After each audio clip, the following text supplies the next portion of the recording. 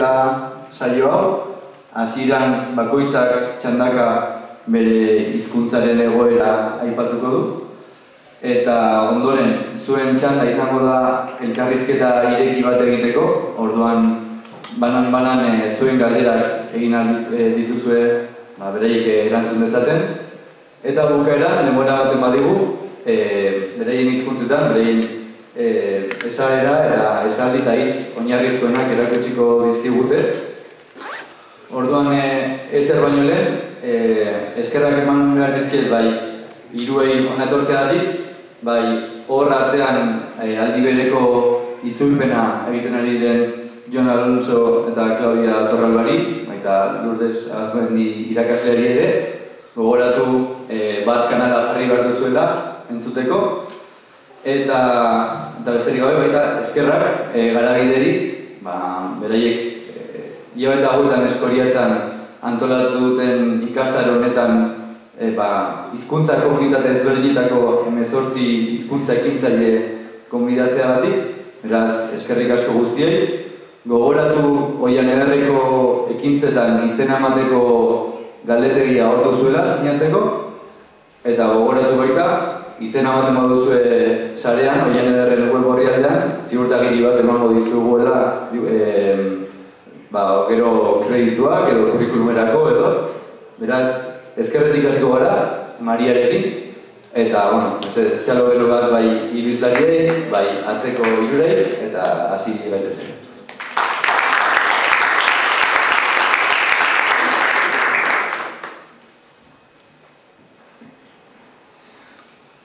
Imanaya tupuisha kaitikana hukuna, alipunjata charipaichi, ñucaca María y Amberlacani. Muy buenas tardes a todos los presentes. Primero quiero agradecer por este espacio que nos ha ofrecido para poder compartir con ustedes nuestras experiencias sobre lo que es el proceso de las lenguas maternas en nuestras comunidades y en nuestras nacionalidades. Muchas gracias por este espacio. Entonces vamos a dar a conocer. Bueno, mi nombre es María Yamber y yo culturalmente me identifico como quichua otavalo, pero pertenezco a mi país, Ecuador, y dentro de Ecuador hay una plurinacionalidad súper interesante que en su momento estaré explicando. Entonces, como quichua hablante, pues quiero enfocar en este momento, tengo 20 minutos para un poco dar a conocer, compartir con ustedes. Voy a dar a conocer lo que es en sí el proceso de la lengua quichua, sobre todo el origen, de dónde surge, quiénes somos, dónde estamos ubicados. Podríamos decir que la lengua quichua prácticamente viene, ¿no? O se desarrolla ya en el proceso de la conquista de los incas aquí a las comunidades o a la región del Tahuantinsuyo. Es así que este idioma quichua actualmente o históricamente se ha difundido a nivel de 7 países, de los actuales 7 países. Entre ellos hablamos desde Chile, Bolivia, Perú, Ecuador, que es mi país, Colombia, Brasil y se extiende hasta el norte de Argentina. Por ello, siempre dentro del proceso histórico lo hemos denominado como al idioma quichua también como lengua de los incas, ¿no? A la vez y adentro de lo que es nuestro idioma, pues lengua de los incas también estamos diciendo como Runashim, o significa también como el idioma de las personas de esta localidad. Dentro del quichua en estos momentos prácticamente está el idioma quichua está practicado, ¿no? Dentro de lo que es Ecuador. Sin embargo, si vamos un poco a analizar a la historia, el origen en sí del idioma, pues también tiene su origen dentro de lo que es en esta región del Tahuantinsuyo, donde hasta la actualidad se le conoce como quechua. Entonces podríamos decir que tanto quechua como quichua tiene su origen, ¿no? Y y por ende tiene mucha similitud, al menos en lo que es el alfabeto, sobre todo las vocales son similares. Sin embargo, lo consideramos ya dentro del proceso de la lengua pues como un idioma más diferente y específico para lo que es el país Ecuador, el quichua. ¿Por qué? Porque nos separamos un poco del proceso del quechua, porque básicamente el quichua comienza, ¿no?, a rescatar o a enfocarse a lo que son las tres vocales, A y U, y desde el principio el nombre quechua no encaja dentro de estas tres vocales. Entonces es prácticamente eso, quizás esta diferenciación de que ya comienza a identificarse como quichua en el Ecuador. Entonces, como quichua del Ecuador, quisiera también explicar dónde está ubicado territorialmente, sin desprenderme de las otras nacionalidades que existen dentro de Ecuador, ¿no? Ecuador prácticamente es un país, en este instante un país plurinacional e intercultural. Eso significa que legalmente estamos reconocidos todas las nacionalidades, las 14 nacionalidades que existen en este país. Territorialmente o geográficamente podría decir de que Ecuador está clasificado la región costa, que está a todo lo largo del Océano Pacífico, está la región amazónica, prácticamente toda la parte de la Amazonía, de la selva donde está concentrada la biodiversidad. Inclusive tiene diríamos la similitud, ¿no?, con la concentración de la diversidad de lenguas también. Prácticamente en la parte de la Amazonía está la mayor parte de las lenguas. Ustedes verán, ahí tenemos, por ejemplo, en Amazonía, 8 lenguas identificadas y reconocidas por el Estado. Hay Cofán, Siona, Secoya, Guaurani, Xihuar, Zápara, Achuar, Shuar, Quichua amazónico. Así como también en la región costa tenemos 4, Aua, Chachi, Épera, Tzachira. Pero también se verá en la región sierra es prácticamente una sola lengua que está distribuido en todo su callejón interandino en la parte alta. A lo largo, desde el norte hasta el sur, está distribuido en esta parte.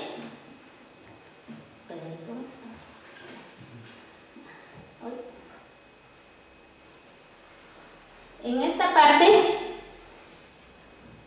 no sé si se lo ve, está distribuido todas las provincias quichua hablantes. Prácticamente estamos hablando de como 10 u 11 provincias. Imbabura, Pichincha, Cotopaxi, Tungurahua, Bolívar, Chimborazo, Cañar, Azuay y se extiende hasta Loja. Entonces, en toda esta serranía, la lengua quichua quizás podríamos decir que es la única lengua dentro de lo que es la serranía ecuatoriana. Entonces, la diferencia es que dentro de lo que es la lengua quichua, y nosotros lo reconocemos como nacionalidad quichua, pues hay una diversidad de pueblos, pero que compartimos la misma lengua. Sin embargo, dentro ya del proceso de la identidad cultural, nosotros nos identificamos o nos diferenciamos de la una cultura a la otra, pues básicamente por algo visible que es la vestimenta. Ustedes mirarán ahí la imagen, ¿no? Por ejemplo, tenemos, todos somos quichuas, pero la diversidad es prácticamente en la vestimenta. Ahí estamos del pueblo Saragudo, Nacahuela, Cañari. He puesto algunos ejemplos como para ubicarnos a esta diversidad cultural que mantiene la lengua quichua. Cayambi, Caranqui, Quitucara, Otavalo, no se lo ve la parte de abajo, es Guaranga y el otro es Chibuleo. Son algunos de los ejemplos de los pueblos quichuas. Dentro de esta diversidad de pueblos, prácticamente la población quichua hablante en los años 1996 estábamos 2.660.000. Bueno, aquí los números he redondeado por la finalidad de poder dialogar con mayor facilidad, eso equivalía al 23% de la población del Ecuador en esos tiempos, en el año 1996. Prácticamente después de 15 años, el nuevo censo solo demuestra o registra 1 millón de indígenas, ¿no? O sea, dentro de los indígenas ya bajamos al 7%. De esos 1 millón de población indígena, los quichua hablantes, podríamos decir, en este instante estamos aproximadamente 870.000. ¿Y por qué motivos esta diferencia, ¿no? Esta reducción dentro de la población? Al menos nosotros analizamos 2 puntos importantes o consecuencias, se podría decir. Por un lado, en los años 1996, la población indígena, si bien vivía en ese proceso de la discriminación, del menosprecio, pero estaba todavía asentado en lo que es la población rural. Las comunidades estaban casi, como decir, no dispersas, no había mucha influencia de este proceso de la globalización. Entonces, la población indígena todavía se mantenía como más puro en cuanto a la cultura, en cuanto a la lengua también. Y por otro lado, en esos tiempos no había todavía acceso a la educación. O sea, definitivamente me refiero a la educación prácticamente a una educación general, ¿no? No había acceso a la educación y por ende, de alguna manera, la lengua se mantenía fortalecida en cuanto a la conservación. Pero en el año 2010, después de los 15 años, ya hemos vivido otra realidad donde en estos procesos hemos conseguido los derechos a la educación para los pueblos indígenas. Pero como es una educación en el sistema hispano y con la mentalidad hispana, prácticamente ha ido influyendo ya dentro de la nueva juventud, de la niñez, en el cambio de la identidad, ¿no? Por un lado, como la población indígena estaba viviendo como marginado, desvalorado, con esta oportunidad de la educación, o sea, lo primero que hicieron los jóvenes, los que estaban estudiando, era tratar de aparentar de alguien que no es, o sea, tratar de aparentar a la cultura mestiza, y muchos de ellos, al menos dentro de mi pueblo, como quichos otavalos, nos identificamos con el cabello largo, hombres y mujeres. Los hombres comenzaron a cortarse el cabello. En el momento del censo, en vez de contestar en quichua, contestaron en castellano. Entonces, muchos de los procesos, prácticamente, solo por el hecho de haber contestado en castellano, automáticamente lo registraron como mestizos. Entonces, va reduciendo la población indígena dentro de la estadística. Y por otro lado, se dice que también en sí la metodología del censo no ha sido adecuado por el hecho de que también hubo o coincidió con un proceso de autoidentificación como pueblos quichuas, de esta diversidad de los pueblos que me refería, de Cayambis, Caranquis, Quitucaras. Entonces todos ellos comenzaron a un proceso de autoidentificación como cultura, pero dentro de la misma nacionalidad quichua, y eso también llevó un poco a la confusión dentro del proceso del censo en la juventud, en la niñez, que todavía no estaba consciente de este proceso. Entonces, con este antecedente, un poco quisiera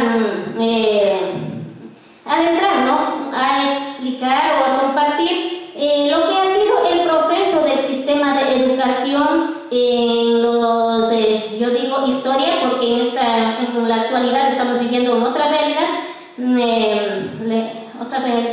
en tanto a la legalidad, ¿no?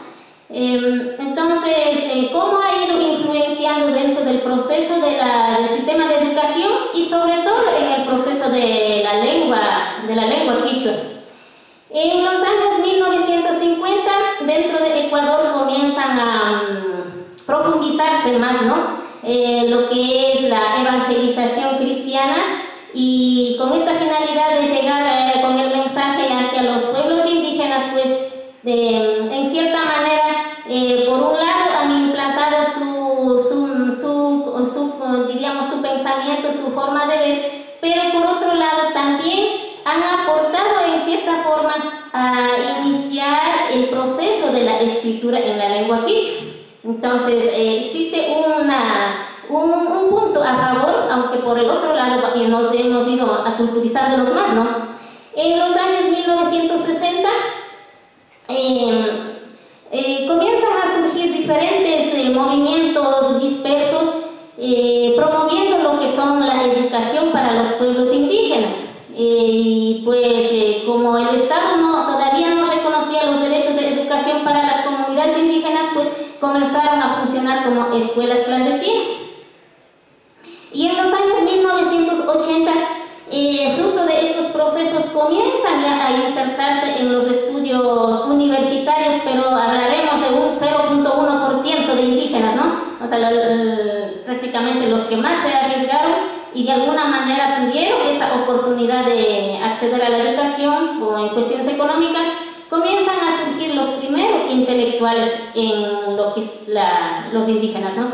Y ellos de alguna manera, conjuntamente con lo que es el movimiento indígena en los años 1980, 1990, que han estado luchando constantemente por los derechos de los pueblos indígenas, pues comienzan a coordinar para recién ponerse a discutir de qué manera se puede fortalecer a la lengua quichua. Y es así que comienzan a promover encuentros, ¿no? Y como fruto de estos procesos de encuentros, pues se ha logrado establecer ya en el año 2004 oficializar lo que es la Academia de la Lengua Quichua. Fruto de ello, en este momento tenemos dentro de la lengua quichua la unificación del alfabeto que hemos logrado, así como también tenemos un diccionario básico como para los que actualmente estamos desenvolviéndonos, poder utilizar como base, como una herramienta para el proceso de escritura. También podemos decir que en estos mismos periodos la Constitución del Ecuador reconoce, ¿no?, a la diversidad de las culturas, pero prácticamente como un Estado pluricultural, ¿no? Y a la vez, con este reconocimiento también surge un poco de los procesos de la educación intercultural bilingüe. Como principales limitaciones, también hemos tenido en estos procesos del avance de la educación, cuando ya la educación intercultural bilingüe comienza a promover la lengua quichua, los padres de familia, los indígenas, comienzan a oponerse, ¿no? Justamente por este proceso de discriminación que han vivido, pues prácticamente la población indígena o los padres de familia comienzan a ver a la educación hispana como una alternativa para escaparse y poder tener otras oportunidades que en esos momentos la población